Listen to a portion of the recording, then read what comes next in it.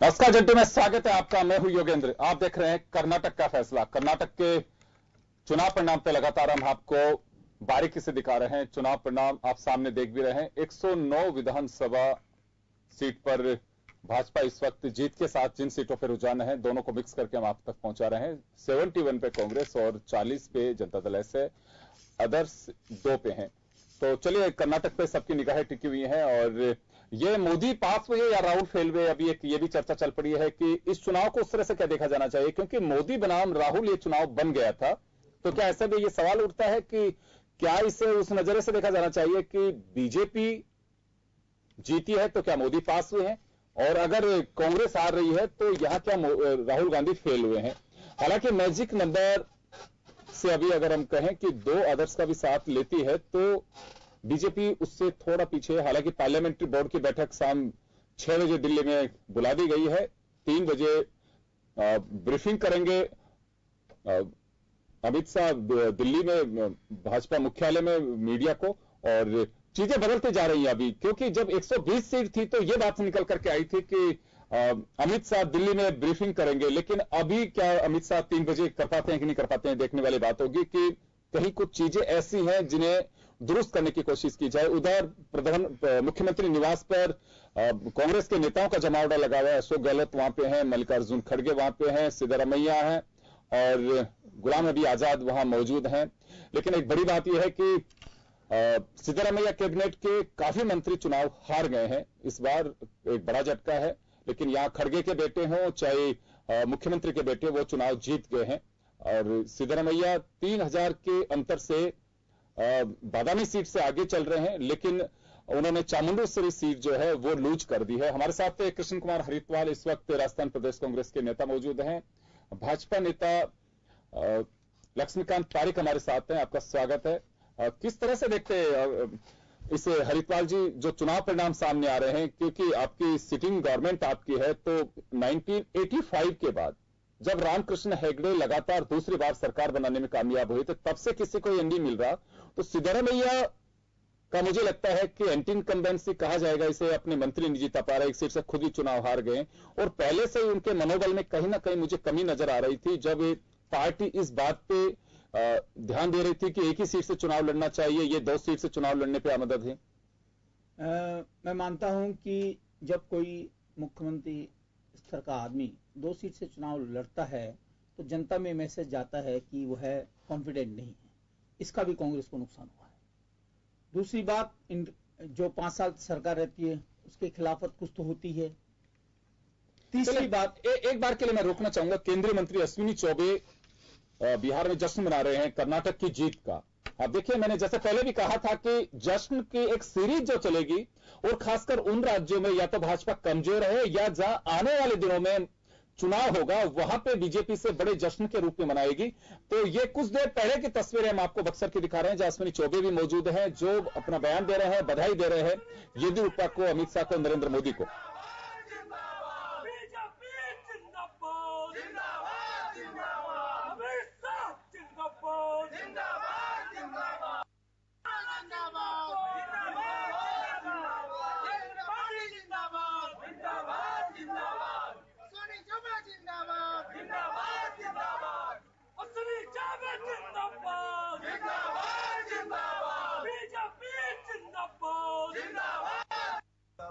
कर्नाटक में भारतीय जनता पार्टी की जीत सुनिश्चित है।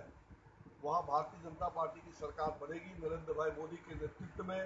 जो पूरे देश की जनता ने मोदी जी को स्वीकार किया है, दुनिया ने स्वीकार किया है, तो ये कांग्रेस धाराशायी होंगे, चारों पौवा चित होगा, उसमें कहां चिंता करने की बात है। अगले 2019 की तैयारी आप लोग करिए। पूरे देश में फिर से भाजपा की सशक्त और 2/3 बहुमत से भी ज्यादा की सरकार बनने जा रही है।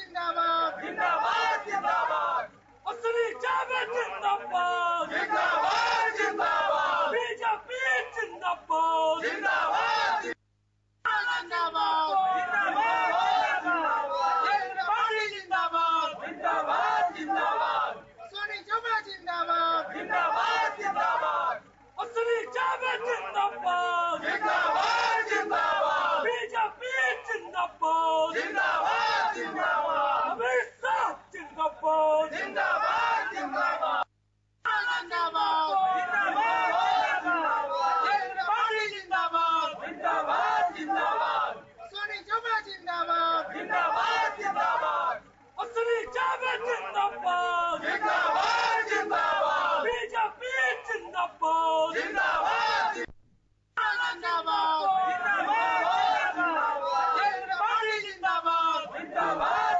जो ये देख रहे हैं ये अश्विनी चौबे की हैं और जो बक्सर से केंद्रीय मंत्री हैं अश्विनी चौबे सांसद हैं बिहार से, वो बधाई दे रहे हैं येदियुरप्पा को, अमित शाह को, नरेंद्र मोदी को, और उन्हें विश्वास जताया है कि सरकार वहां भाजपा ही बनाएगी। लेकिन अभी एक बार फिर जो रिजल्ट है वो 108, 72, 72 और 40 पे जा रहे हैं। तो ये एक बीजेपी के लिए क्लियर मेजोरिटी की जो बात है, लेकिन हमें जैसे कहा कि जब तक पूरे रिजल्ट क्लियर नहीं होते हैं तब तक हमें इंतजार करना होगा। कुछ भी कहना जल्दबाजी है क्योंकि रिजल्ट अप एंड डाउन हो रहे हैं। हालांकि एक बड़े दल के रूप में भाजपा निकल करके सामने आ रही है। ऐसे में गवर्नर की महत्वपूर्ण भूमिका होगी कि अगर यहां पे कांग्रेस जनता दल एस को समर्थन देकर के सरकार बनवाती है, लेकिन फिर भी गवर्नर की जैसे भूमिका होगी, गवर्नर के पास बीजेपी जा सकती है, कह सकती है कि बड़े दल के रूप में हमें कॉल किया जाना चाहिए। लेकिन यह सब परिस्थितियां तब पैदा होंगी जब सारे चुनाव परिणाम सामने आ जाएंगे, उसके बाद क्या स्थितियां बनती है। क्योंकि ये एक पिक्चर हम जिस तरह की चर्चा कर रहे हैं अक्सर ऐसा होता है। एक बार फिर हरिताल जी के पास में मैं जाना चाहूंगा। हरिताल जी देखिए, वैसे तो पूरे जब तक रिजल्ट नहीं आएंगे तब तक कुछ भी कहना जल्दबाजी होगा। बीजेपी को भरोसा है कि हम सरकार बनाएंगे, लेकिन बीजेपी को थोड़ा सा पीछे जाना पड़ रहा है इस वक्त, क्योंकि हम कुछ देर पहले तक मान के चल रहे थे कि रुझान में मैजिक नंबर गेन कर लिया है बीजेपी ने, लेकिन यहां अब अगर अदर्स को भी मिलाती है तो बीजेपी को बहुमत पूरा मिलता दिखाई नहीं दे रहा है। ऐसे में जनता दल एस की महत्वपूर्ण भूमिका होती है और भूमिका गवर्नर की भी होगी। यहां पे वो एक टाइम पीरियड दे सकते हैं, कुछ चीज ऐसे आ सकती है, लेकिन यह सब कुछ जल्दबाजी में कहा जाएगा। अभी हमें इंतजार करना चाहिए अभी रिजल्ट का। देखिए, रिजल्ट का इंतजार करना ही चाहिए। गवर्नर की भूमिका इनकी हमेशा गलत रही है। वैसे गवर्नर के खिलाफ बोलना ठीक नहीं होता, लेकिन जितने भी राज्यों में, गोवा के अंदर कांग्रेस बड़ी पार्टी थी, उनको मौका नहीं दिया। मणिपुर में कांग्रेस बड़ी पार्टी थी, मौका नहीं दिया। कई जगह ऐसे हुआ है जहां पर कांग्रेस बड़ी पार्टी थी लेकिन उन्होंने मौका नहीं दिया और अपनी तोड़जोड़ करके सरकार बना ली। अब जोड़ तोड़ करके हिंदुस्तान के सामने, हिंदुस्तान की आवाम के सामने अगर नंगा होना है तो कुछ भी कर सकते हैं, लेकिन जिसको जादुई आंकड़ा, चाहे वो 4 दल हो, 2 दल हो, 1 दल हो, जिसको जादुई आंकड़ा 213 को हो, उसको अगर गवर्नर बुलाता है तो लगा इनकी कथनी करनी में फर्क नहीं है। नहीं तो हमेशा इनकी कथनी करनी में फर्क हुआ है। अब कभी तो ये कहते हैं जिसको बहुमत होगा उसको गवर्नर बुलाएगा, अब अगर ये कह रहे हैं सब जिसको बड़ा दल होगा उसको बुलाएगा, तो इसका मतलब सीधी सी बात यह है कि ये लोग अपनी बात पे नहीं रहते और कहीं क्या बात रखते हैं। दूसरी बात, आपने कहा कि कांग्रेस की पराजय राहुल गांधी की हार के ऊपर, मैं समझता हूं जिस प्रकार से मंत्री यहां पर हार रहे हैं, जिस प्रकार से कांग्रेस की जो स्थापित नेता हैं वो हार रहे हैं, जैसा आपने कहा कि सिद्धरामैया जी भी एक सीट से हार गए, मेरे को शायद ध्यान नहीं कि हारे बिल्कुल हार गए। दूसरी सीट भी उन्होंने लूज कर दी है, वहां से रामुलुल्लाह जीत गए हैं चुनाव बादामी सीट से, क्योंकि सांसद थे वहां से, उन्हें मैदान में उतारा गया था सिद्धरामैया के सामने, और तभी बादामी सीट पे जब से रामुलुल्लाह को उतारा गया उसके बाद से ही उन्हें एक नई सीट की तलाश थी और वो नई सीट के रूप में उन्होंने चामुंडेश्वरी को चुना था, वहां से भी वो चुनाव हार गए हैं। तो वो दोनों से सीट हार गए जी, दोनों सीट लूज कर दी हैं उन्होंने। तो अब मेरा समझना यह है कि राहुल गांधी जी की भूमिका इसमें बहुत महत्वपूर्ण रही। राहुल गांधी जी तक अगर ताकत नहीं लगाते, राहुल गांधी जी अगर वहां इतना जोर शोर से प्रचार नहीं करते, तो हो सकता है कांग्रेस की हालत और भी ज्यादा खराब होती। मैंने आपको पहले ही बता दिया, जब कोई व्यक्ति अपना कॉन्फिडेंस लूज करता है तो उसको नुकसान पड़ता है, जो सिद्धरामैया जी को हुआ। सिद्धरामैया जी बहुत बड़े नेता हैं, इसमें कोई दो राय नहीं, लेकिन उन्होंने कॉन्फिडेंस डगमगाने कॉन्फिडेंस का फायदा भारतीय जनता पार्टी ने लिया, एक सांसद को चुनाव में उतारा और उसमें उनको सफलता मिली। मेरा पर्सनली मानना यह है कि जनता कांग्रेस के साथ थी, लेकिन जेडीएस ने कांग्रेस का खेल काफी हद तक बिगाड़ा। लेकिन जेडीएस और कांग्रेस अभी इस वर्तमान परिस्थिति में इस स्थिति में है कि वो सरकार बना सके। दूसरी बात यह, बिहार के जैसे मंत्री बहुत जोर शोर से भी स्वागत और जोर जोर से बधाइयां दे रहे थे, ऐसा ही बिहार के चुनाव में इन्होंने शुरू के 1-2 घंटे के रिजल्ट्स में बहुत बधाइयां दे दी, बहुत कह दिया लालू खत्म हो गया, ये हो गया, लेकिन फिर उभर के आए और वहां लालू की और नीतीश कुमार की सरकार बनी। तोड़फोड़ की राजनीति में भारतीय जनता पार्टी माहिर है, लेकिन ये हम मानते हैं कि भारतीय जनता पार्टी ने वहां पर गेन किया है, सबसे ऊंचे दल के रूप में भी है वहां पर। लेकिन ईमानदारी से अगर काम होगा तो मुझे लगता है कि कांग्रेस और जेडीयू की सरकार बनेगी। चले लक्ष्मीकांत जी के पास में मैं जाना चाहूंगा। यहाँ येदुरप्पा आगे चल रहे हैं अपनी सीट से, और वो लेकिन बढ़त जो थी येदुरप्पा की थोड़ी कम हुई है। कुछ देर पहले तक वो 24,000 से आगे चल रहे थे, वो 11,000 से आगे चल रहे हैं। गैप थोड़ा कम हो रहा है उनका भी। और जैसे सिद्धरामैया है, उनके लिए एक नुकसान का सौदा रहा दोनों सीट से चुनाव लड़ना भी, और वो चुनाव लूज कर गए हैं। पार्लियामेंट्री बोर्ड की बैठक है शाम 6 बजे दिल्ली में, और येदुरप्पा दिल्ली जा सकते हैं 3 बजे ब्रीफिंग। अभी तक जो मैसेज है वो 3 बजे ब्रीफिंग करेंगे अमित शाह। देश भर में भाजपा कार्यकर्ताओं में उत्साह दिखाई दे रहा है, वहां जश्न मनाए जा रहे हैं। ये महबूबा मुफ्ती ने बधाई दी है भाजपा नेताओं को सरकार बनाने के लिए, और इस ओर कहा है कि जो सीटें मिली हैं उसके हिसाब से भाजपा सरकार बनाएगी वहां पे। चलिए लक्ष्मीकांत पारिक के पास में जाना चाहूंगा। लक्ष्मीकांत जी, क्या लगता है आपको, जो आरोप लगाए जा रहे हैं कि ईमानदारी से अगर सारी चीजें होंगी तो स्थितियां बदल सकती हैं, अभी भी ईमानदारी और बेईमानी का खेल चल रहा है?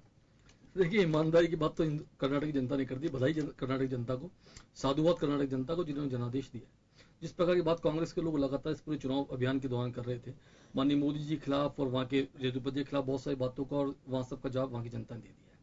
जिस प्रकार की बात मेरे फाजिल दोस्त अभी कर रहे थे, के साहब कर रहे थे, मुझे लगता है कि अभी तक इनकी जनता दल यूनाइटेड से कोई बातचीत, जनता यूनाइटेड के प्रवक्ता को मैं थोड़ी देर सुन रहा था, वे कहीं से भी कांग्रेस के साथ जाने को तैयार नहीं है। ऐसी स्थिति में कांग्रेस सरकार बनाने की बात करती है तो मुझे लगता है कि हास्यास्पद बात कर रही है।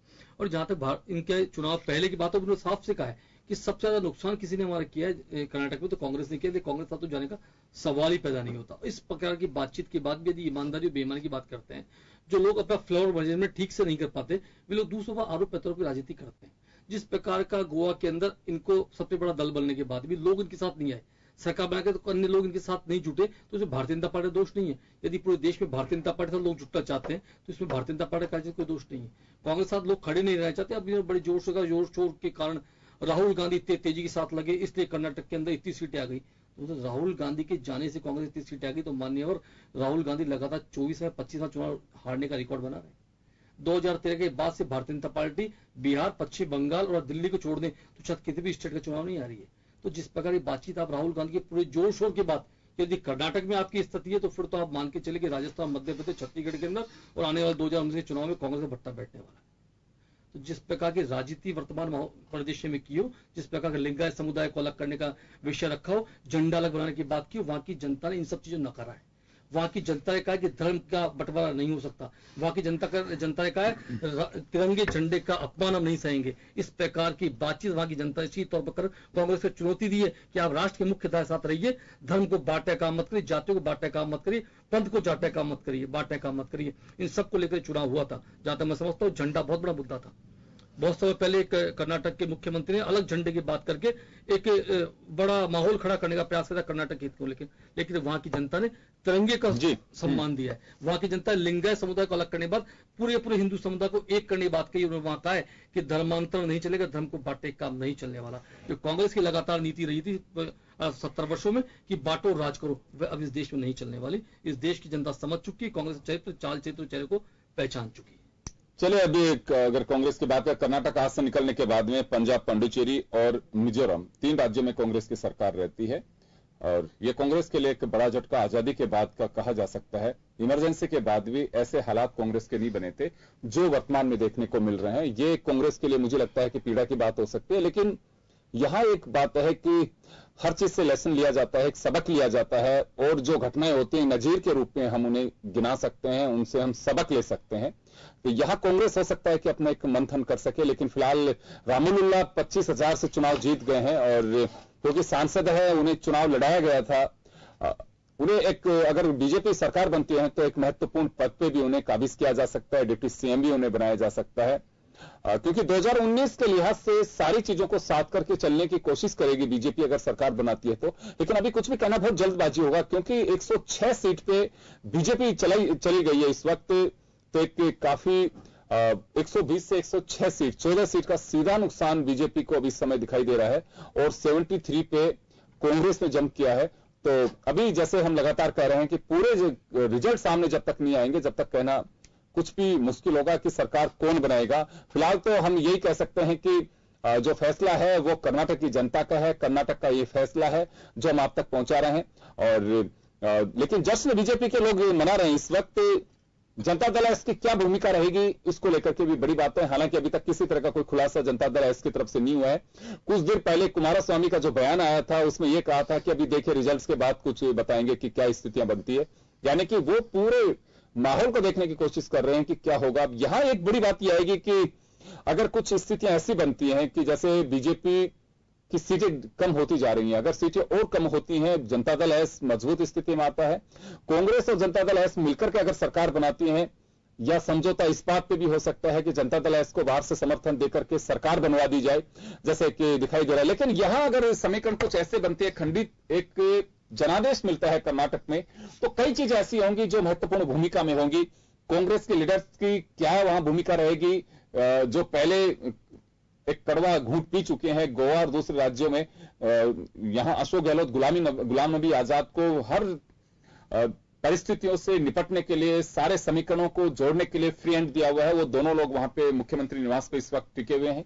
वो देखेंगे कि क्या बीजेपी को रोकने के लिए मुख्यमंत्री के रूप में जनता दल एस को बनाया जा सकता है, जनता दल एस कांग्रेस में शामिल होकर के सरकार बनवा सकती है, या फिर जनता दल एस को बीजेपी भी साथ लेने की कोशिश करेगी। क्योंकि जनता दल के साथ में पहले भी एक बीजेपी का गठबंधन हो चुका है और जनता दल यू के साथ में बिहार में गठबंधन है, तो यहां जनता दल एस को बीजेपी भी ले सकती है साथ में। क्योंकि 2019 का मोदी के सामने जो बड़ी चुनौती होगी उसको साधने की इसमें कोशिश की जाएगी। क्या लगता है, कुछ उम्मीदें बनती दिखाई दे रही हैं? हरिद्वार जी, 73 सीट सामने दिखाई दे रही है इस वक्त स्क्रीन पे, 106 पे बीजेपी चली गई। कुछ देर पहले मेरा जब आपसे सवाल था तो 109 सीट थी।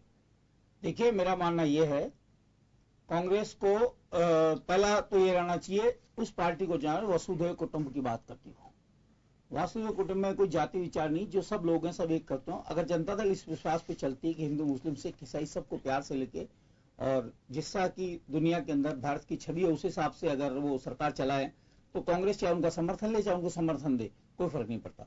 दूसरी बात यह है कि बीजेपी जिस प्रकार से 130 140 60 की बातें कर रही थी, दम में भरी बीजेपी ये भी कह रही थी कि हम तो पूरे हिंदुस्तान से कांग्रेस खत्म कर देंगे। कांग्रेस खत्म नहीं, वोटर परसेंटेज, आप वोटर परसेंटेज देखिए आपकी स्क्रीन पे, आज भी बीजेपी से ज्यादा है कांग्रेस का वहां पे वोटर परसेंटेज। तो ये इस बात को दर्शाता है कि जनता के अंदर भारतीय कांग्रेस की कोई कमजोरी नहीं आई है। हाँ, ये जरूर है कि इक्वेशन में कहीं हम 5000 जीते तो कहीं से 40,000 से हार गए, इसलिए हमारी कॉन्स्टिट्यूंसी की सीटों की कमी हुई है। लेकिन वोटर परसेंटेज आज भी भारतीय जनता पार्टी से, इस वर्तमान चुनाव में भी भारतीय जनता पार्टी से हमारा वोटर परसेंटेज ज्यादा है। रही बात सीटों की, अभी रिजल्ट आने में, समझता हूँ पूरे रिजल्ट आने में 3-4 घंटे बाकी है। 3-4 घंटों में और स्थिति क्या होती है, अब ये तो आलाकमान तय करेगा किसको समर्थन देना है, किसको नहीं समझना, विपक्ष में बैठना है, क्या करना है। लेकिन मैं मानता हूं कि एक तरफ भ्रष्टाचार की बात करने वाले, जैसे हमारे मित्र ने कहा, लक्ष्मीकांत जी ने कहा कि भाई हम लोग बिल्कुल वो करते हैं, हम किसी धर्म पे विश्वास नहीं करते, धर्म पे, राजनीति पे, हर प्रकार की बातें आप करते हो। आज कर्नाटक के चुनाव को खत्म हुए 4 दिन हो गए, जिन्ना गायब है। गुजरात के चुनाव में और पद्मावती आ गई, वो गायब है।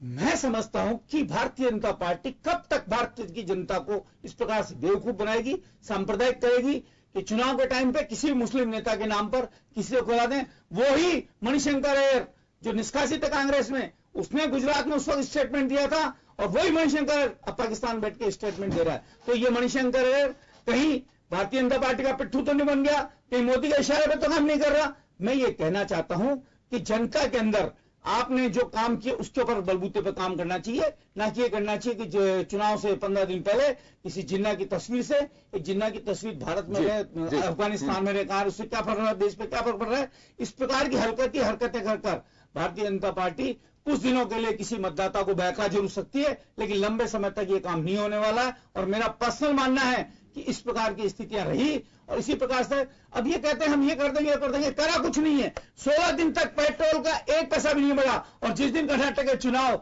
आज खत्म हुए, आज ही 25 पैसे, 30 पैसे, 40 पैसे बढ़ा दिए। और मैं समझता हूं आगे वाले चुनाव तक फिर बढ़ाते रहेंगे, फिर चुनाव आएंगे, रुक जाएंगे और जिन्ना की जगह औरंगजेब या किसी और को ले आएंगे। इस प्रकार की हरकतें कर भारतीय जनता पार्टी। आपको क्या लगता है, एक बड़ी बात आपने कही कि मणिशंकर मणिशंकर अय्यर भाजपा के इशारे पे बोल रहे हैं, जो कुछ बयान दे रहे हैं जिससे कांग्रेस को नुकसान हो रहा है, वो बयान अच्छा, अब आप मुझे एक बताइए, मेरे को किसी अधिकृत, मैं मेरा व्यक्तिगत विचार बताया है मैं इसलिए बता रहा हूं कि गुजरात के चुनाव के समय पर मणिशंकर अय्यर फिर वो बात बोलते हैं जो कि भारतीय जनता पार्टी की बात हो, और वापस कर्नाटक के चुनाव में पाकिस्तान में जाके वो जिन्ना के पक्ष की बात बोलते हैं। तो ये किसी न किसी से हमें इसमें साजिश की बू आती है कि उनको उकसाया जाता है या मोदी द्वारा को मैनिपुलेट किया गया उनको, ऐसे आदमी को जो कि बात तो बहुत बड़ी बड़ी करते हैं, लेकिन जिन्ना का इस कर्नाटक चुनाव से कोई लेन देन था, लेकिन जिन्ना का जिन खड़ा किया गया और उनसे वहां बुलवाया गया। आपको लग रहा है कि अलीगढ़ मुस्लिम यूनिवर्सिटी में जिन्ना के फोटो का जो जिन्न है वो जानबूझ करके निकाला, आपका ये आरोप है सीधा? अच्छा, वो आज ही लगा है क्या? 15 दिन पहले लगा था वो, मैं कहना चाहता हूं 15 दिन पहले लगा था वो चित्र कई सालों से वहां पर है। और ठीक है, अगर कोई आज अपना हिंदुस्तान का इंग्लैंड में रहने वाला व्यक्ति अगर कोई वाइस राय का फोटो वहां लगा लेता है तो इंग्लैंड को तकलीफ नहीं चाहिए। अगर यहाँ हिंदुस्तान के गांधी जी के वहां फोटो लगाते हैं तकलीफ नहीं होती। ये गंदी बातें नहीं करनी चाहिए। एक तस्वीर के लिए आपने कई लोग मरवाने की व्यवस्था कर दी, दंगे फैलाने की व्यवस्था कर दी। इस प्रकार की हरकतें सदैव निंदनीय है और निंदा करनी चाहिए। अगर किसी प्रकार से हम लोग ये कहें कि हिंदू कमजोर होना चाहिए, कांग्रेस ने कभी नहीं कहा। हिंदू हमेशा श्रेष्ठ है, श्रेष्ठ रहना चाहिए। राहुल गांधी मानते हैं कि श्रेष्ठ रहना चाहिए, हमारे पार्टी के सब लोग मानते हैं हिंदू श्रेष्ठ रहना चाहिए। लेकिन वासुदेव कुटुंब की जो बात कही थी वो ये बात है कि उसके वासुदेव कुटुंब में सब एक समान है। नेहरू जी ने भी ये बात कही थी और गांधी जी ने भी ये बात कही कि सब परिवार एक साथ मिलकर चलें। उसके ऊपर सर्कुलर बनाया गया, सबको बराबर की आजादी हो, ये बनाया गया। इसको तोड़ने का प्रयास करके कुछ हो सकता है चुनाव के अंदर, एक दो चुनाव में और भी ये कुछ गड़बड़ करके कुछ कर जाएं, लेकिन आने वाला समय भारतीय जनता पार्टी के लिए बुरा होगा, क्योंकि देश की जनता ही जान चुकेगी एक दो चुनाव बाद। क्यों अब जिन्ना अब कौन सा लाएंगे? फिर जनता समझ जाएगी कि ये लोग हर चुनाव में कोई न कोई सांप्रदायिक बात लाते हैं। आपके आरोप का मैं जवाब लूंगा लक्ष्मीकांत पारिक जी से, लेकिन इससे पहले मैं बताना चाहूंगा कि बादामी सीट से हल्की सी बढ़त, पहले ये मैसेज मिला था कुछ इनपुट से कि सिद्धरमैया दोनों सीट से हार गए, लेकिन बादामी सीट से थोड़ी सी उन्होंने बढ़त बनाई है और अभी वहां की काउंटिंग चल रही है, कंप्लीट नहीं कर पाए हैं। हल्की सी बढ़त उसे कही जा सकती है, लेकिन चामुंडेश्वरी सीट से वो चुनाव हार गए हैं। और सेंट्रल अगर कर्नाटक की बात करें तो 18 सीट पे बीजेपी बढ़त बनाए हुए है, 3 सीट पे कांग्रेस बढ़त बनाई हुई है।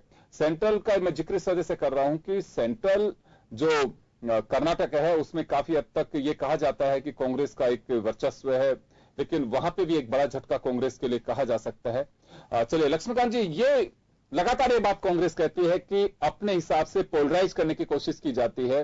हिंदुत्व का मुद्दा जब चुनाव होता है तभी बीजेपी को याद आता है, उससे पहले नहीं। जिन्ना की जो तस्वीर का जिन बाहर आया है वो सोची समझी एक रणनीति का हिस्सा था।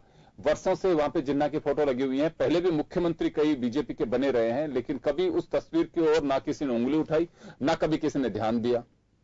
देखिए, पहली बात तो जिसमें मणिशंकर अय्यर को भारतीय जनता पार्टी एजेंट बता रहे हैं, तो मणिशंकर अय्यर को आपका निष्कासित नेता नहीं, निलंबित नेता है। निष्कासित कर दीजिए, पता लग जाएगा कि आपके साथ है, हमारे साथ खड़े हैं, पहली बात। और जिस प्रकार की बात मेरे फाजिल दोस्त कहते हैं निष्कासित, उनकी निष्कासित नहीं कि आपने खाली निलंबित किया, पहली बात। और दूसरी बात, आप बड़ी जोर शोर के साथ मणिशंकर अय्यर को भारतीय जनता पार्टी गठबंधन को जोड़ने का प्रयास कर रहे थे। मणिशंकर अय्यर ने जब बयान दिया उसके बाद या उसके पहले कभी भी कांग्रेस किसी व्यक्ति ने उनका व्यक्तिगत बयान उसको बताया गया? उनका बयानों का खंडन किया कि आखिर क्यों नहीं किया? वे चाहते थे कि कांग्रेस पाकिस्तान के एजेंडे के आधार पर कर्नाटक चुनाव जीते।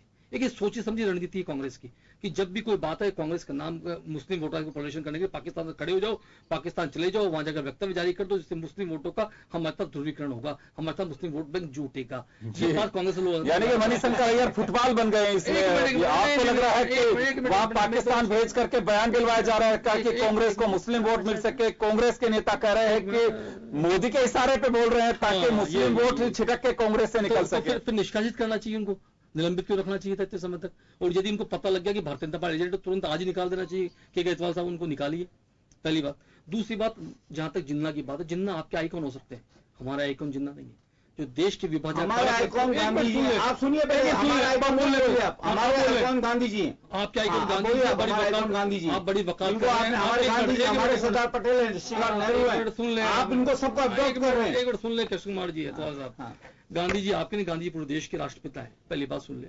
जिन्ना का जिस प्रकार से आप उनकी तस्वीर को लेकर जिस प्रकार जिन्ना की तस्वीर को लेकर आप बवाल खड़ा कर रहे हैं और जिन्ना बातचीत का बचाव आप कर रहे हैं, इससे लगता है कि जिन्ना आपके आइकॉन है। जो व्यक्ति विभाजन का कारक रहा हो, जो व्यक्ति लाखों हिंदुओं की हत्या कारण बनाओ, जो व्यक्ति इस देश के विभाजन के समय लाखों लोगों की हत्या कारण बनाओ, जिसकी महत्वाकांक्षा की बलि पर भारत की अखंडता छिन्न भिन्न हो गई हो, वे व्यक्ति कभी भी भारतीय जनता पार्टी आइकॉन तो नहीं हो सकता। उसकी तस्वीर हिंदुस्तान में नहीं रहनी चाहिए, जिस बात को पूरी दृढ़ता के साथ भारतीय जनता पार्टी कार्यकर्ता दोहराता है।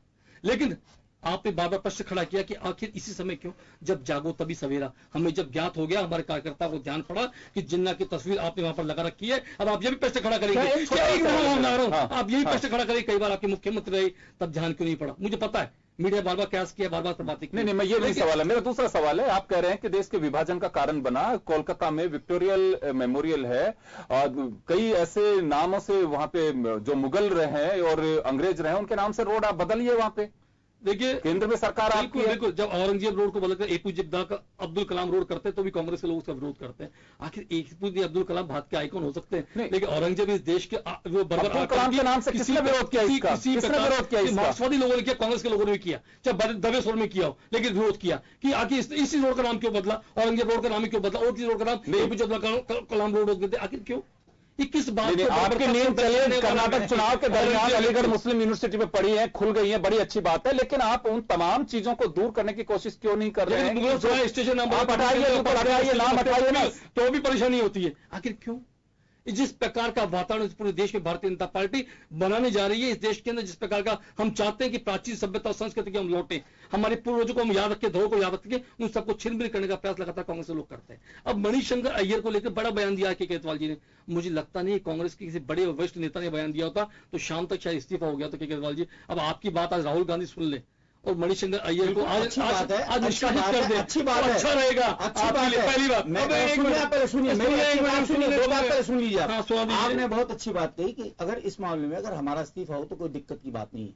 अगर मैं ये कहूं कि भारतीय जनता पार्टी उनसे जबरदस्ती बुलवा रही है, किसी प्रकार बयान देके आपकी पार्टी जांच करवानी चाहिए, उनको निष्कासित करना चाहिए, निष्कासित करना चाहिए उनको, निष्कासित करिए उन्हें, इस चुनाव में पद्मावती निष्कासित करवाइए आप उन्हें। मैं आपसे पूछना हमारा कोई मुद्दा था ही नहीं पद्मावती। अरे आप सुनिए, आपका हरिद्वार सुनिए, आपका मुद्दा है, हरिद्वार सुनिए, मुझे सुन लीजिए। आप जवाब नहीं दे पाएंगे अभी। गुजरात में आपके पास नेता नहीं था, जगदीश के सहारे आपने हार्दिक पटेल के सहारे वहां की लड़ाई लड़ने का प्रयास किया, आप सुनिए हार गए, असफल हो गए, आपके नेता है ही नहीं। राहुल गांधी के पास राहुल गांधी लीडरशिप आपके पास चल नहीं रही। राहुल गांधी लगातार चुनाव हार रहे हैं, राजस्थान लगातार चुनाव हार रहे हैं, राजस्थान में चिंता नहीं करें, हम जीतेंगे, बहुमत हमारे पास आने वाला है, चिंता नहीं करें, कोई बकवास नहीं है मेरा दोस्त। देखिए आदमी आने वाला है सामने। आज आप जाते हुए सपना मत देखिए, जाते हुए सपना मत देखिए, अपना हाथ जाते हुए सपना मत देखिए, सपना मत देखिए, हम जीतने वाले तय हो गया। एक बार रोकना चाहूंगा, मैं ब्रेक के लिए रुक रहा हूं, यहाँ पे एक छोटे से ब्रेक के लिए रुकूंगा, ब्रेक के बाद हम वापस लौटेंगे, एक छोटे से ब्रेक के लिए। फर्क पड़ेगा, कुछ और आएगा।